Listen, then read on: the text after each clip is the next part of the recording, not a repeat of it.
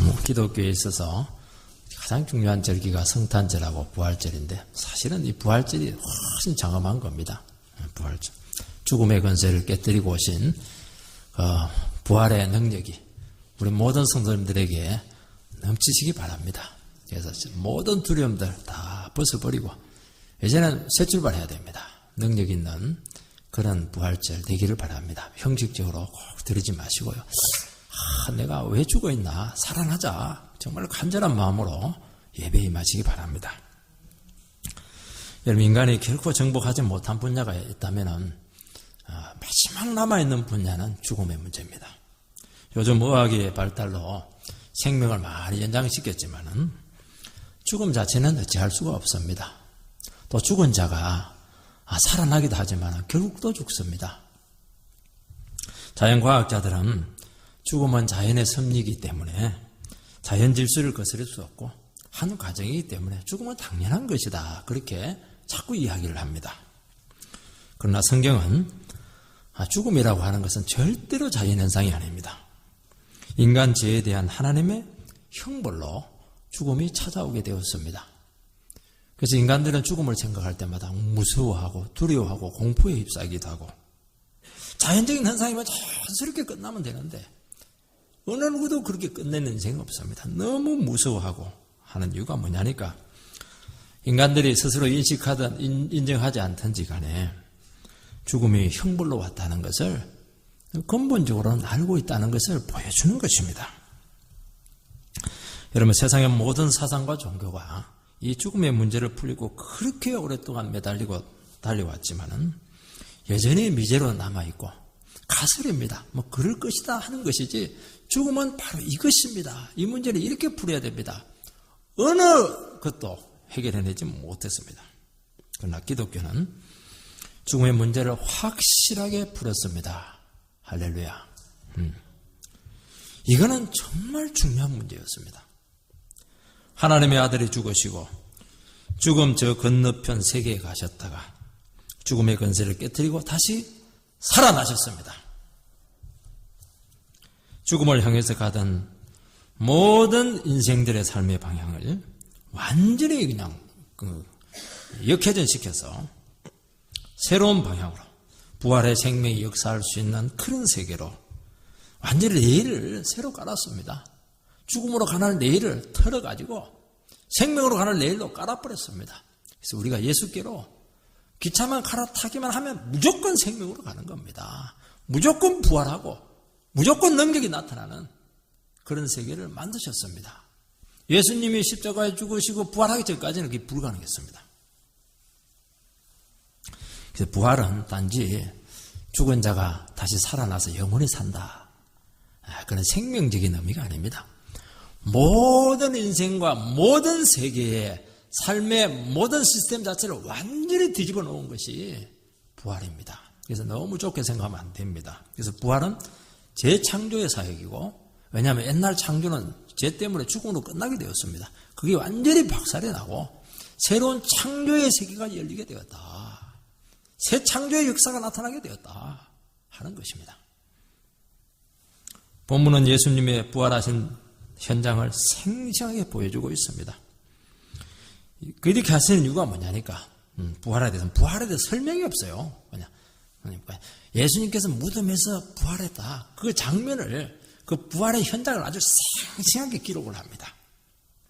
그 이유는 부활이라고 하는 것은 관념이 아니고 역사적인 사실이고 다른 것은 몰라도 어느 누구도 이 부활은 부인할 수 없다. 도장을 딱 찍어 놓는 것입니다.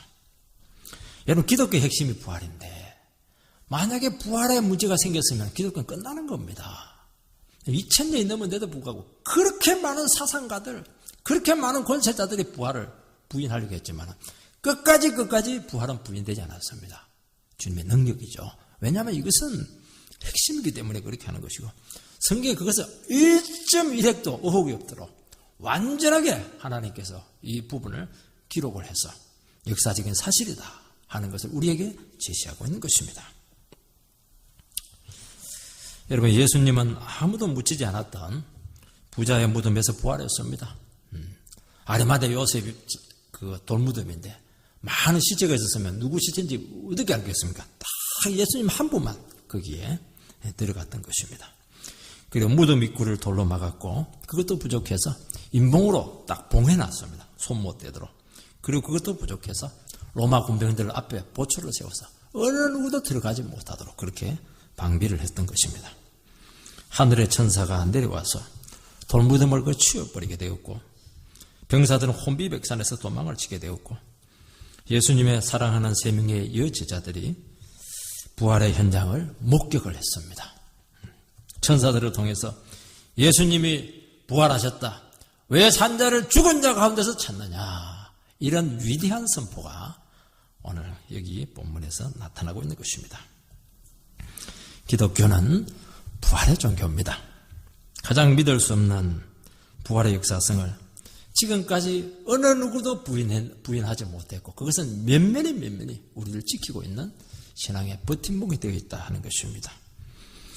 하나님께서는 부활의 현장을 조금의 의혹도 없이 보존하시고 증거하셨고 우리의 모든 신앙은 이 부활의 능력 위에 세워져야 되는 것입니다. 그래서 예수님 제자들이 오순절에 능력 받고 나가서 무슨 얘기겠습니까? 예수 부활 끝나는 겁니다. 여기서 모든 세상이 다 뒤집어졌던 것입니다. 첫 번째는 부활의 첫 목격자들이 나타나고 있습니다.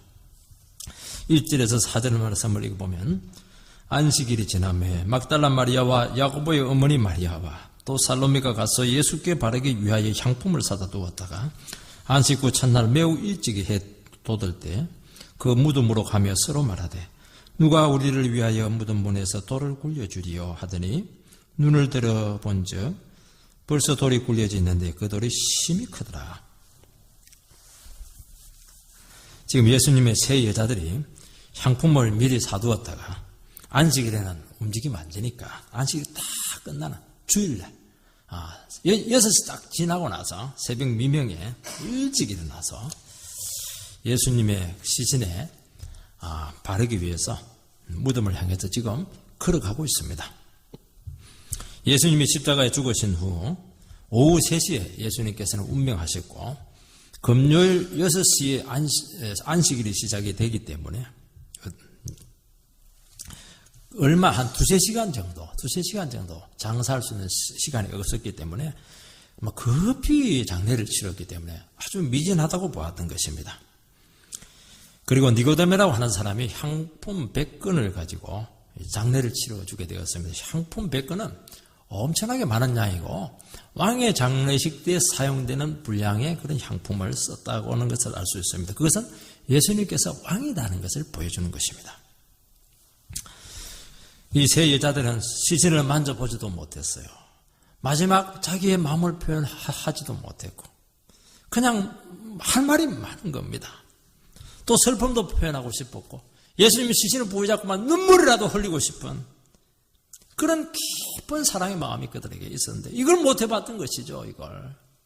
그래서 시신의 향품을 바르면서 마지막 이별을 하기 위해서 그들은 걸어가고 있었던 것입니다. 새벽 일찍 무덤을 향해서 가고 있는데 길을 가면서 걱정이 생겼습니다. 향품은 준비가 되었는데 무덤을 막고 있는 이 파일을 굴려줄 사람이 없다는 것을 알았습니다. 이 3 여성들은 시신이 안치될 때 끝까지 가서 봤습니다. 3 여성의 힘으로는 도저히 이것을 굴릴 수 없는 너무 큰 돌이었습니다. 그러면 어떻게 해야 되겠습니까? 여기서 이제 위기가 생기는 것입니까? 돌아가야 되겠습니까? 3 여성은 안 돌아갑니다. 그러면 장정을 부르러 가야 되겠습니까? 그렇게도 하지 않았습니다. 그냥 걱정하면서 돌을 어떻게 하지? 걱정을 하면서 무덤까지 그냥 걸어가는 겁니다. 어떻게 그것이 가능하겠습니까? 아마 남자들 같은 경우는 아예 끝났다.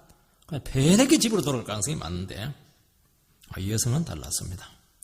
왜냐하면 주님에 대한 남다른 내정이 있었었고 그분을 너무너무 존경했고 정말 그분 앞에 가서 그냥 만나고 싶었던 것입니다. 사랑이죠.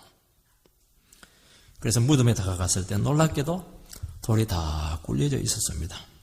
지진이 났고 천사가 내려와서 그 돌을 굴렸다. 마태복음 28장에 기록이 되어 있습니다.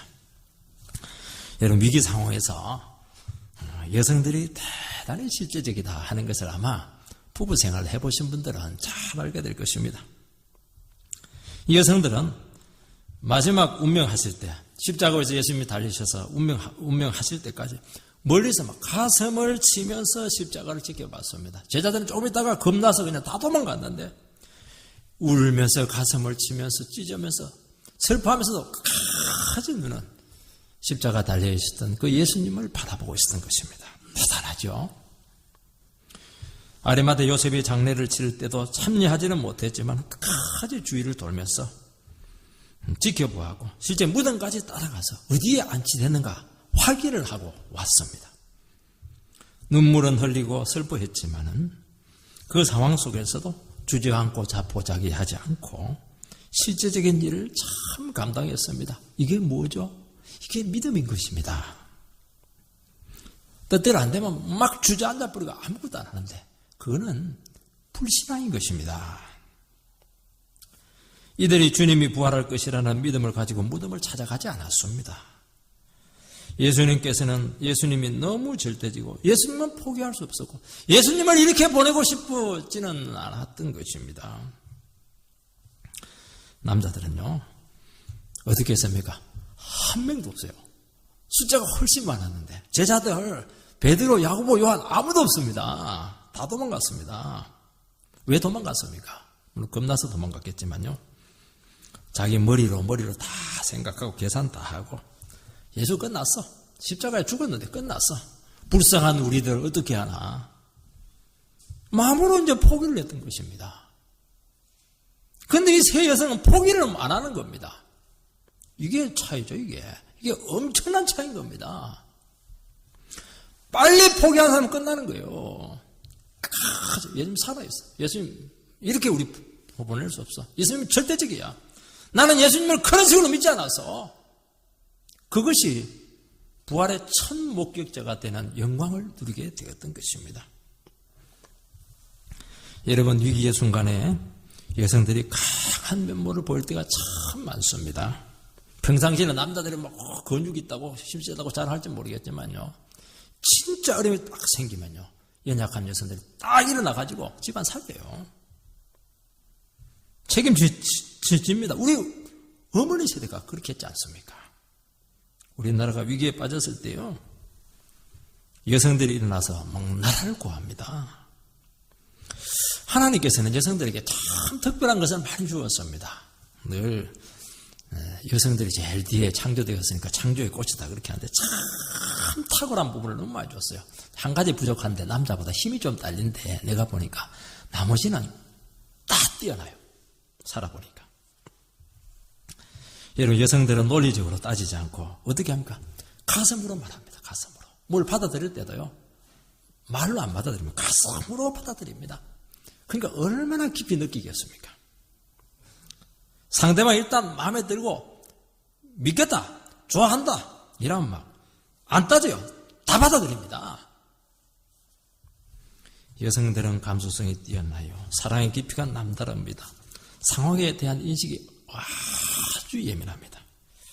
위기의 순간에 무조건 믿고 나가는데 하나님께서 주신 너무나 놀라운 자질들을 하나님께서 여성들에게 주었습니다. 힘까지 주면 남자들이 설 자리가 없으니까 힘은 약하게 만들어놨습니다.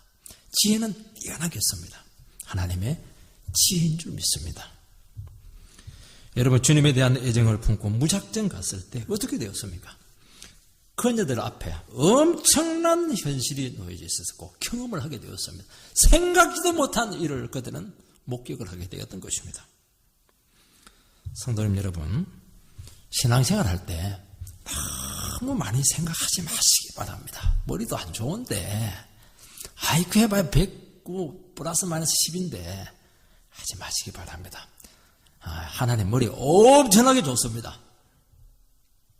맡기세요. 이거 자꾸 따지고 이렇게 하는데 내 머리로 이해되면 순종하고 내 머리로 이해 안 되면 막 절대로 움직이지 않고 그러니까 무슨 역사가 나타나겠습니까? 그건 믿음이 아닙니다. 이해 안 돼도 주님이 기뻐하신다 하는 겁니다. 그러면 기적이 나타나게 되어 있습니다. 기독교는 기적의 종교입니다. 기적이 살아있는 신앙이 되는 것입니다. 다 머리로 계산하고요. 기도할 때도 보면 될 것만 하고 안 될 거는 안 해버리고 말이죠. 믿음대로 될 줄 믿습니다. 여러분, 주님에 대한 열정과 애정으로 나가면은 두려울 거 없습니다. 남자들은 이성적입니다. 합리적입니다. 자기 머리로 믿는 경향이 있습니다. 이게 제일 안 좋은 겁니다. 이것저것 따져서 자꾸 이해를 하려고 하는데, 여러분, 성경도요, 이해 안 됩니다. 이거 비과학적이고 비현실적인 이거 얼마나 많습니까? 그러니까 그냥 쉽고 쉽게 난도질 해놨죠. 이성으로 이해되는 성경만 믿고 이렇게 하니까. 그러니까 어떻게 되었습니까? 전 세계가 막 난리가 나지, 세계대전이 나지 않았습니까? 여러분, 이해 안 되는 것이 중요한 겁니다. 이것은 하나님이 풀어내는 것입니다. 믿어버리면 하나님이 풀어낼 줄 믿습니다. 믿어지게 됩니다.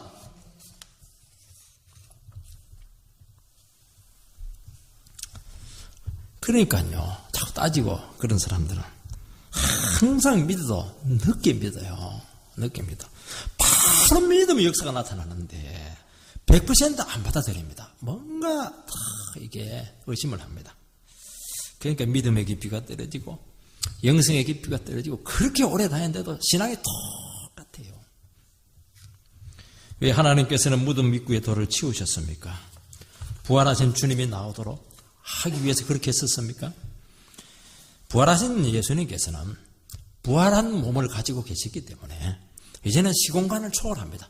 바로 공간을 뚫고 갑니다. 시간을 뚫고 갑니다. 아무리 바위를 갖다 나가서 아무 상관없습니다. 벽을 뚫고 들어와서 평안하냐 제자들에게 인사를 하지 않았습니까? 무덤 입구를 열어두신 이유는 사람들이 무덤 안으로 들어와서 바로 위대한 부활의 현장을 목격하도록 하기 위해서, 도와주기 위해서 입구를 열어놓았던 것이고, 새 여성들이 들어오도록 하나님께서 배려를 하신 것입니다. 여러분, 부활의 역사적인 현장을 목격을 하고 그 부활을 믿는 것보다 인간에게 중요한 것은 없기 때문입니다. 바로 이 문제입니다. 주님의 죽으심만 아는 것은 판쪽 신앙에 불과합니다. 부활이 확인이 되어야 우리의 신앙이 완성이 되는 것입니다. 신앙에 확신이 생깁니다. 능력이 나타납니다. 권능이 나타납니다. 여러분, 십자가 갖고 안 돼요. 반드시 부활로 무장이 되어야 됩니다. 그래야 현실에서 흔들리지 않는 것입니다. 지영수의 확신이 어디 생깁니까? 부활에서 생기는 겁니다. 우리 대역에서 대역됐다는 어떻게 믿습니까? 예수께서는 내 죄를 위해서 십자가에 죽으셨다. 죽으셨다. 그걸 어떻게 다 믿을 수 있어요? 거기서 다시 살아나셨다. 그러니까 맞다. 내 죄가 용서되었구나. 확신을 가지고 담대하게 아버지께 나갈 수 있는 거 아닙니까? 예수님께서 하나님의 아들 되신 걸 어떻게 믿습니까? 살아났기 때문입니다. 하나님께서 예수님을 승리자로, 예수님만이 의로운 분으로, 죄 없는 분으로 어떻게 우리가 믿습니까? 십자가에 달려 죽은 사람은 사형수인데 말이죠. 하나님께서 살리셨으면, 하나님께서 예수님이 승리자다. 예수님이 어렵다. 너희들 다 틀렸다, 인생들. 그거는 부활로서만 확인이 가능한 것입니다. 죽음의 권세를 깨뜨리고 다시 사신 것을 어떻게 믿습니까? 말로 되겠습니까? 이 엄청난 문제를? 안 되는 겁니다. 나에게 새로운 생명이 임했다는 것을 어떻게 믿습니까? 오직 부활의 기초 위에서 하지 않으면 풀리지 않는 것입니다. 오늘 우리들은 이런 문제를 가지고 이 자리에 나왔습니다. 그러나 주님의 부활보다 더 중요한 것은 없을 줄로 믿습니다. 오늘 이 시간 부활하신 주님을 만나시기 바라고, 부활이 나에게 어떤 의미를 가지고 있는가 하는 것을 분명히 숙지를 하셔야 됩니다. 이 세상에서 죽으면 다시 산다 하는 것보다 엄청난 일이 어디에 있습니까? 진시황도 풀지 못했어요. 아무도 그 문제 못 풀었습니다. 근데 예수 믿고 죽으면 다시 살 줄 믿습니다. 안 죽으려 하니까 부활의 능력도 없고 생명의 역사도 없는 것입니다. 여러분, 죽음의 문제가 해결이 됐는데 다른 문제를 해결해내지 못하겠습니까? 부도의 문제 해결해내지 못하겠어요? 자녀의 문제 해결해내지 못하겠습니까? 죽음의 문제를 해결해냈는데 어떻게 다른 것들이 큰 문제가 될 수 있겠습니까? 죽음의 문제가 해결이 안 되니까, 죽는 걸 벌벌 떨고 있으니까 다른 것도 해결이 안 되는 겁니다. 신앙은 여기서부터 시작된다는 것을 반드시 우리는 기억을 해야 되는 것입니다. 두 번째는 천사가 전한 부활의 소식입니다. 그 부활 현장에 주님은 안 계시고 대신 천사가 남아서 세 여성들을 맞이하고 있습니다. 주님께서는 부활하신 후에 곧바로 하늘 보좌로 올라가셔서 온 세상의 주권자가 되셨습니다. 그리고 아버지께로부터 심판주로서의 대권을 부여받습니다. 그리고 나서 천사는 두 가지 말씀을 세 여성들에게 전하고 있습니다. 하나는 죽은 예수님이 다시 살아나셨다 하는 것이고, 또 하나는 예수님이 제자들에게 하신 갈릴리에서 제자들을 만나겠다. 이 두 가지 약속을 세 여성들에게 전하고 있습니다. 첫 번째 그 부분을 살펴보죠. 6절 말씀을 보면은 청년이 이르되 놀라지 마라. 너희가 십자가에 못 박히신 나사렛 예수를 찾는구나. 그가 살아나셨고 여기 계시지 아니하니라. 보라, 그를 두었던 곳이니라. 세 여성들은 무덤 속에서 예수님의 시신을 보지 못했고 대신 처음 본 청년들을 만나게 됩니다. 이 천사가 청년으로 나타난 이유는 여자들이 놀라도록 하지 않기 위해서 그렇게 한 겁니다. 청년들은 주님의 부활의 소식을 전했습니다. 여러분, 부활이라고 하는 것은 무엇이냐니까 죽은 사람이 다시 살아나는 것이 부활입니다.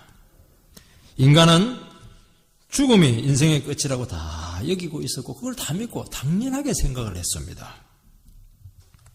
그러나 죽음 너머에 있는 세상에 대해서 상상은 했지만 어느 누구도 그 부분에 대해서 제시하지 못하고 답을 주지 못했습니다.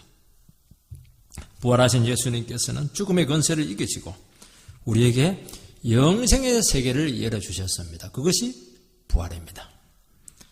그래서 부활신앙이 없으면요, 이 세상이 전부라고 생각을 합니다. 내 목숨 살아있는 동안에 누리고 즐기고 마시고 다 해버리자. 욕심 부리고 탐욕 다 가지자. 반드시 이런 현세적인 사상에 빠질 수밖에 없습니다. 우리나라에서 노세 젊어서 노세 그게 어디입니까? 부활을 몰라서 그런 노래를 하는 겁니다. 여러분, 눈에 보이는 세상 너머를 볼 수 있는 눈이 없습니다. 예수님께서 죽으셨다가 다시 살아나셨다고 하는 것은 이런 새로운 시대가 열리게 되었다는 것이고 새로운 생명의 세계가 우리에게 펼쳐졌다는 것을 확실하게 보여주시는 것입니다. 지금까지 모든 인류는 딱 하나의 목표점을 향해서 달려갔습니다. 인정하든 인정하지 않든 어느 누구도 예외가 없습니다. 죽음을 향해서 달려가는 그냥 원리 속에서 살아가는 것입니다. 조금 죽음에 가까운 것, 덜 가까운 것 그렇게 이제 반드시 죽음과 부패로 나가는 그런 삶의 시스템이었습니다. 그러나 부활을 통해서 죽음을 이기고 생명의 세계로 우리를 하나님께서 새로운 세계로 우리를 갖다 놨습니다.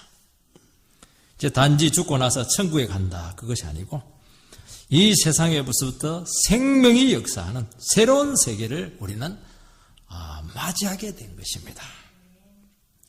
여러분, 죽음으로 끝나는 세계에 자기 소중한 인생을 드릴 바보가 누가 있겠습니까?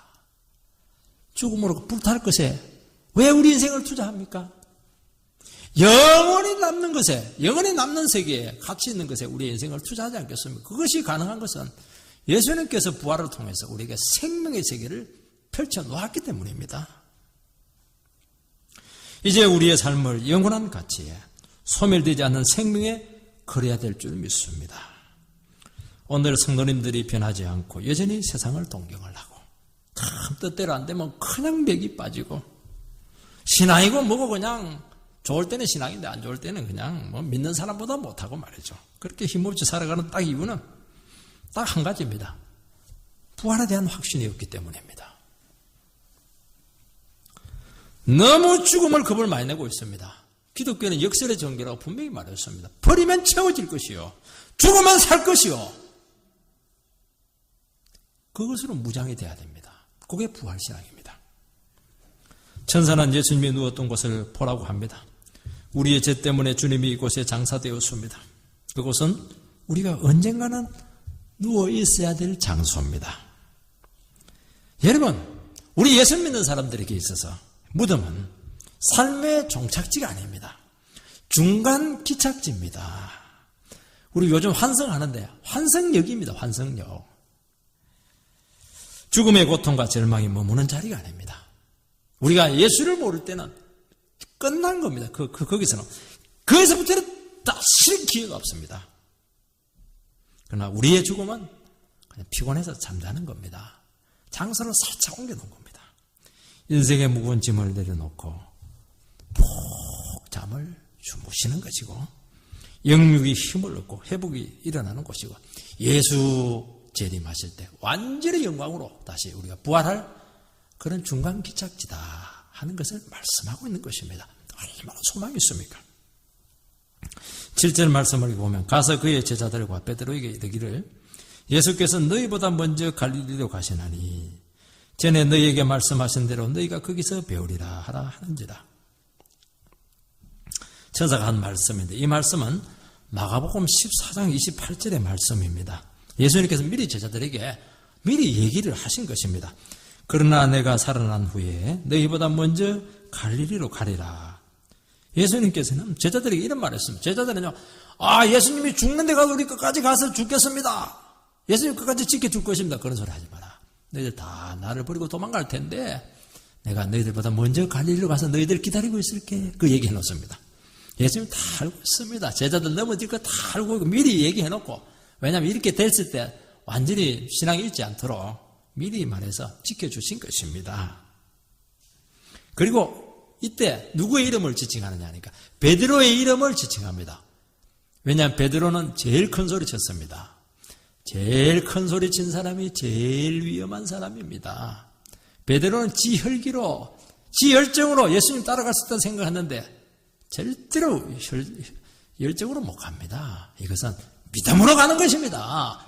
예수님은 그 믿음이 없는 걸 알았거든요. 큰 소리 친 사람이 제일 위험합니다. 자살할지 모르기 때문에 그냥 주님께서 베드로에게 꼭 이 말을 했던 것입니다.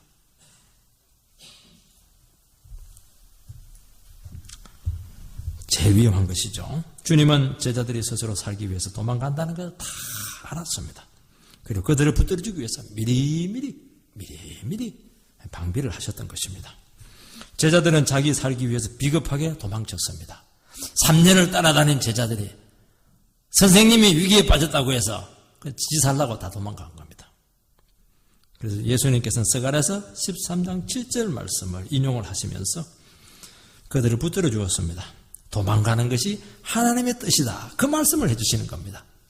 예수님하고 붙어있으면 어떻게 됩니까? 예수님하고 같이 채용될 가능성이 많으니까 도망가는 것이 하나님의 뜻이다. 배내게 도망가라. 제자들은 동기는 틀렸지만은 그 얘기를 또 해주는 겁니다.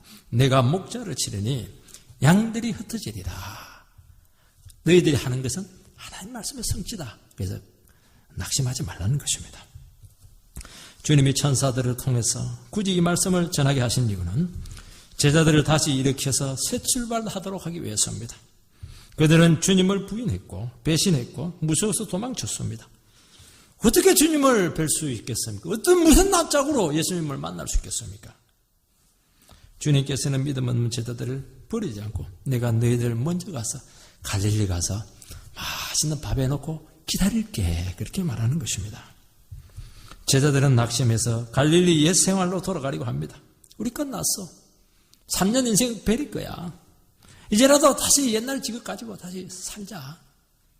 그 생각밖에 없었던 것입니다. 주님께서는 제자들이 얼마나 연약하고 넘어지기 쉬운 존재인가 하는 것을 너무 잘 아셨고 그들의 불신과 무지와 연약함을 다 품으시고 다시 그들을 일으켜 세우시고 있는 것입니다.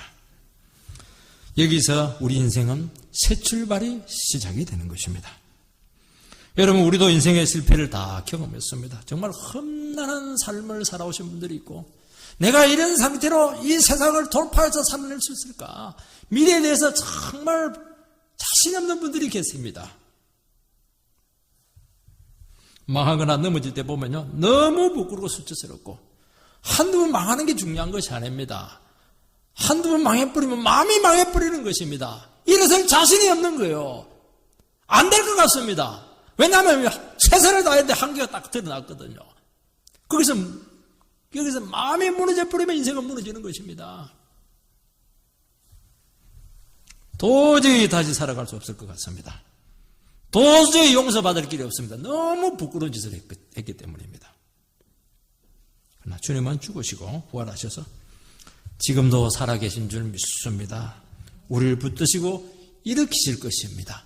우리가 망해서 어디 가서 어느 술집에 가서 술 먹고 처박혀 있는지 다 알고 있다는 것입니다. 내가 거기 가서 내가 너희 기다리고 있을게. 내가 어떤 술집에 가서 지금 고주망태 돼가고 있지. 내가 먼저 가서 기다리고 있을게. 그렇게 말씀하시는 분이 주님이신 줄 믿습니다. 오직 부활하신 주님 앞에서 다 이해가 될 줄 믿고 용서가 될 줄 믿고 다 품으시고 그냥 다 묻어버리고. 왜냐니까 십자가에 다 끝난 문제지 않습니까? 가능해? 일어설 수 있어? 망했지? 한번 망할 수 있어. 더 좋은 미래, 더 생명 있는 옛날처럼 그런 식으로 해가지고는 미래 없어. 나와 함께 다시 한번 시작해보자. 거기에 소망이 있다. 거기로 가야지. 옛날처럼 그렇게 해서는 망하는 게 잘한 것이다. 그런 믿음을 갖고는 안 된다. 새 믿음 가지고 나와 함께 인생을 새로 시작해보자. 이것이 새 출발의 출발점이 돼야 되지 않겠습니까? 이것이 부활의 위대한 능력인 것입니다. 여러분, 부활이 우리에게 주는 의미가 무엇이죠? 우리가 어떤 상태에 나왔든지 새 출발할 수 있습니다. 참, 이거는 엄청난 축복입니다. 그동안 주님을 부인하고 살았던 분들이 계실 줄 믿습니다. 가능해요. 과거는 묻지 않습니다. 기독교는 과거는 없습니다. 지금이 중요해요. 지금. 현재가 중요한 것입니다. 사업에 실패하신 분들 계실 것입니다. 걱정 마세요. 사업, 인간들이 다 하는 거 아닙니까? 직장을 잃어버리셨어요. 우리 청년들 참 취직하기 어려울 겁니다. 걱정 마세요. 다 주님과 함께 가면 다 주님 내 티어 딱 해놨으면 1000명 중에 1명 뽑으면 내 자리면 그 자리에 딱 집어넣습니다.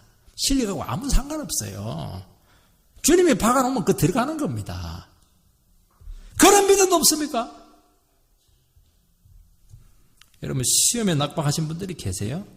시험 나는 평생에 시험만 치다 끝날 줄 알았어요. 얼마나 우리나라에 시험이 많은지 말이죠. 너무 두려워하지 마세요. 중간고사, 기말고사 그거 한두 번 끝나는 게 아닙니다. 그 직장시험 그거 하나 없어요. 운전면허 시험도 얼마나 힘든지 말이죠. 정말 저도 몇 번 떨어지니까 힘들더라고요. 됐어요. 도덕적으로 무너진 분들 계시죠? 참 부끄러울 겁니다. 제일 수치스러울 텐데 일어설 수 있습니다. 인생의 낙오자로 자신감을 다 잃으신 분들 계실 것입니다. 그러나 이것을 다 인정하고 오늘 이 시간 부활하신 주님을 다 붙드시기 바랍니다. 반드시 일어납니다. 됩니다. 그냥 제가 그냥 큰소리 친다고 아멘하고 그렇게 하면 안 됩니다. 반드시 됩니다. 됩니다. 주님은 갈릴리에 먼저 가서 만나시겠다고 했습니다. 갈릴리는 주님이 그들이 불렀던 곳이었습니다. 주님과 함께 살았던 동행했던 주무대가 갈릴리였습니다. 갈릴리 하면요, 제자들은 너무 많은 좋은 추억들이 많아요. 예수님과 함께 했던 믿음의 추억들이 너무 많습니다. 주님은 너무나 영광스럽게 변하신 모습으로, 권능을 회복하신 모습으로 제자들을 만나시는 것입니다. 주님은 연약한 육신으로 함께 교제했던 그 갈릴리로 그들을 다시 초청합니다. 우리 이때 얼마나 많은 말씀을 나눴냐, 얼마나 많은 믿음의 소통을 했냐. 그때 좋아하지. 나는 여전히 너희들을 그때 그 모습을 가지고 살아가고 있고 너희들에 대한 기대가 변하지 않았어. 더 큰 능력으로 함께할 거야. 그때도 좋았지만은 이제부터 본격적인 게임이 남아있어. 왜 이제 시작하려고 제대로 너희들에게 인생이 펼쳐지게 될 텐데 한두 번 무너진 것으로 왜 주저앉아있냐. 도전하는 것입니다. 너희들에게 성령이 임하게 될 텐데 땅끝까지도 복음의 정인이 돼야 될 텐데 능력 따라 다시 회복돼야 될 텐데 어떻게 썩어빠지 옛날 그냥 고기잡이나 할 생각이나 하고 진부한 생각이라 하냐고. 나를 그렇게 능력 없는 분도 너희들 믿고 있었냐고. 실망스럽다. 이래서 그렇게 우리에게 도전하고 있는 것입니다. 세 번째는 여인들의 반응이 나옵니다. 8절 말씀을 읽어보면 여자들이 몹시 놀라 떨며 나와 무덤에서 도망하고 무서워하여 아무에게 아무 말도 하지 못하더라. 여자들은 천사들의 말을 듣고 몹시 놀라서 떨었습니다. 무덤에서 나와서 도망치고 무서워서 아무 말도 못했습니다. 이것은 아직 예수님의 부활을 믿지 못하고 지금 그 상황이 파악이 안 되고 있습니다. 완전히 혼동입니다. 충격입니다. 두려움에 지금 휩싸여 있습니다.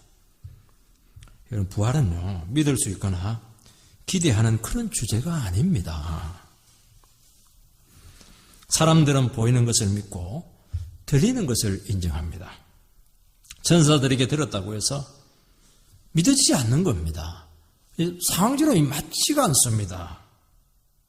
도리어 큰 충격이 되었습니다. 예수님 지금 시신이 없는 것도 충격인데 천사들의 말을 들으니까 더 충격입니다. 이게 무슨 말인지를 알 수가 없습니다.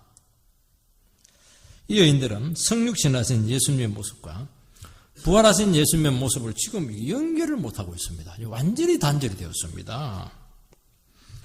이 엄청난 변화를 누가 감당할 수 있겠습니까? 감당이 되지 않고 소화가 되지가 않는 것입니다.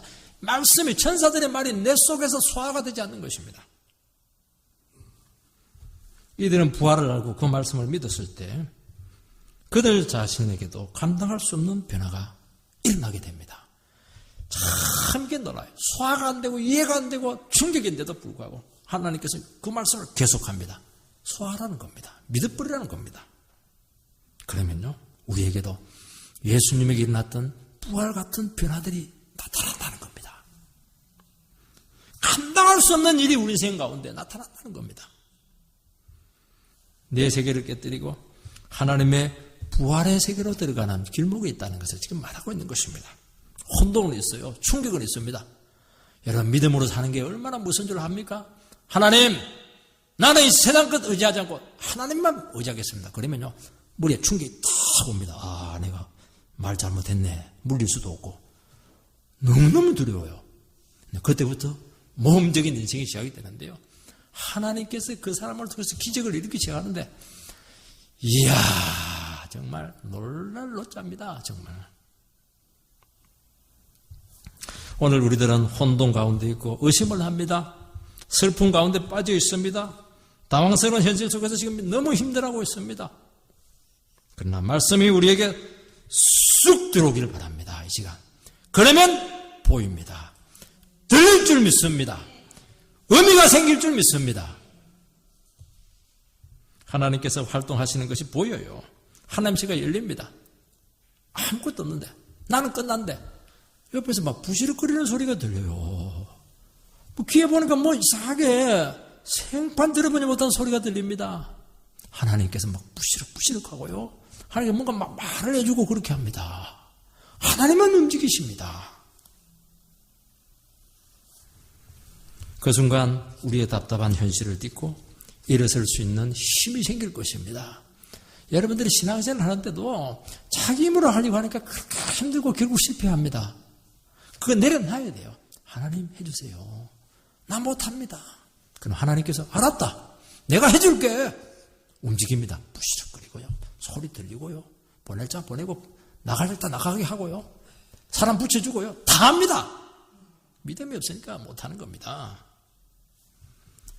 여러분, 목숨 걸고 말씀을 사랑하고 죽을 생각하고 말씀을 적용하시기 바랍니다. 하나님의 현실이 성큼 나에게 다가올 겁니다. 온 피조세계가 나를 통해서 움직일 겁니다. 왜냐하니까 이 세상은 아버지 거거든요. 야! 새, 네가 도와줘. 그래서 새들이 와가지고 엘리야 그냥 조석으로 먹이지 않았습니까? 하나님요, 전부 다 종들입니다. 우리가 믿음이 없으니까 못 써먹는 겁니다. 모든 난관을 이길 수 있는 능력이 동시에 찾아옵니다. 전에 들었던 몰랐던 말씀, 그렇게 기갑으로 듣다마서 더 소리가 때마다 어째 말씀이네, 짜증나고 이렇게 했는데 이 미처 이해가 되지 않는 말씀들이 진짜 나에게 살아있는 말씀이 됩니다. 이 말씀이 생명이에요. 활자가 아닙니다. 이 말씀이 그냥 눈에서 그냥 꿈틀거려요. 살아서 꿈틀거리는데요. 이야, 그때 이 말씀은 살아있는 하나님의 말씀이다 하는 고백을 하는 것입니다. 이 말씀이 이런 뜻이었네. 그래서 예수님께서 이렇게 말씀하시면서 이렇게 행동하셨구나. 큰 박수를 치면서 감탄이 되면서 영혼이 막 살아나는 것입니다. 온몸과 삶으로 그때부터 주님을 전가하기 시작합니다. 여러분요, 놀랍지 않습니까? 이게 전도죠. 여러분, 우리에게 말씀이 들린다는 것은 엄청난 사건인 줄 믿습니다. 어떻게 피조물이 버리지 같은 인생들이 하나님의 말을 알아듣겠습니까? 우리가 바퀴벌레한테 얘기하면 바퀴벌레 알아듣습니까? 걔들은 신호는 좀 알아듣던데요. 그것도 알아듣는 게 아닙니다. 근데 우리가 하나님의 말씀을 알아듣습니다. 세상에요. 이 엄청난 말씀을 알아듣는 겁니다. 기적입니다, 기적. 처음에는 못 알아듣습니다. 왜냐하면 말이 안 됩니다. 또 들을 가치도 없는 것 같아요. 왜냐하면 나한테 별로 도움이 안 될 것 같고 이익이 안 될 것 같습니다. 도대체 무슨 말인지 이해가 안 됩니다. 근데 그 말도 되지도 않은 같은 그 말씀이 이상하게 귀에 한두 마씩 들립니다. 막 졸고 있다가 한 마씩 딱 들리면 눈이 번쩍 띕니다. 그리고 은혜가 되기 시작해요. 한쪽 귀로 듣고 한쪽 귀로 흘렸는데 그 말씀이 가슴으로 싹 내려옵니다. 그러면서 내 답답했던 마음이 싹 풀립니다. 그러면서 인생이 살살 열리기 시작합니다. 기적이 일어난 줄 믿습니다. 그게 하나님 말씀의 능력입니다. 그러면서 우리의 삶을 너무나 아름답게 만들어갑니다. 많이 찢겨져 있죠? 많이 지금 흩어져 있죠? 걱정 마세요. 내가 아무리 밥 사주고 안 되게 돼 있어요. 사람 만나도 안 되게 돼 있습니다. 어떻게 해야 됩니까? 하나님 말씀의 줄을 탁 부여잡고 하나님 이 말씀이 생명입니다. 이 말씀이 나에게 은혜가 되게 해주시고 이 말씀이 나에게 생명줄이 되게 해주십시오. 모두를 아름답게 만들 줄 믿습니다. 제가 이렇게 아름답게 만들 줄 누가 알았겠습니까? 저는 내 미래 너무 잘 알고 있었습니다. 너무 아름답게 만들어 놓으셨습니다. 아마 여러분들 가정도 아마 그렇게 고백을 많이 하게 될 것입니다. 사람들은 세상을 살아가지만은요, 다 자기만의 세상 속에 갇혀 있습니다. 그 사람의 인생을 보면 다 정해진 틀이 있고 절대로 그 틀을 못 벗어납니다. 집, 직장, 친구 딱 정해져 있어요. 그거 조금 더 나가면요, 그냥 도살장에 끌려가는 저는 그렇게 힘들어합니다. 그래서 교회로 오세요 이러면 거의 순교할 것 같아요. 저는 인생의 중요한 고비에서 참 가까운 형제들에게 참 외면을 좀 받고 인생의 좌절을 좀 겪었습니다. 그때 스스로 형제도 믿을 게 못 되네. 내 스스로 살아남아야 돼. 똑한 마음 먹고 그러면서 내 자신 속에 단단한 껍질이 생겼습니다. 그 결과 인격 깊은 곳에 다른 사람에 대한, 특히 권위 있는 사람에 대한 이 말을 믿지 않는 이 불신이 생기게 되었습니다. 지금은 필요해서 저 사람들이 좋은 말 하지만 나를 이용하고 필요 없으면 버릴 거야. 그런 경계심을 잔뜩 가지고 살아갔습니다. 아니, 인생이 풀리려면 이 사람이 끌어주고 밀어주고 땡겨주고 이래야 되는데 내가 그 사람을 근본적으로 불신하고 있는데 무슨 인생이 풀리겠습니까? 안 되게 돼 있는 겁니다. 이것은 결국 바른 관계로 나가는데 걸림돌이 되었습니다. 소통의 장애가 생겨서 스스로 마음의 문을 닫는 불신의 답이 생겼습니다. 나를 열어야 되는데, 내가 먼저 믿어줘야 되는데, 내가 그냥 망하더라도 신뢰를 해주고 따라줘야 되는데 이게 안 되는 겁니다. 그러니까 얼마나 답답했겠습니까? 그래서 삶 전체를 빈약하게 했고 어떤 한계를 극복할 수 없었습니다. 한계가 오는 직장의 한계, 목회의 한계, 대인관계의 한계, 가족 간의 한계, 한계가 다 오는 겁니다. 자식과의 관계도 한계가 다 오게 되어 있습니다.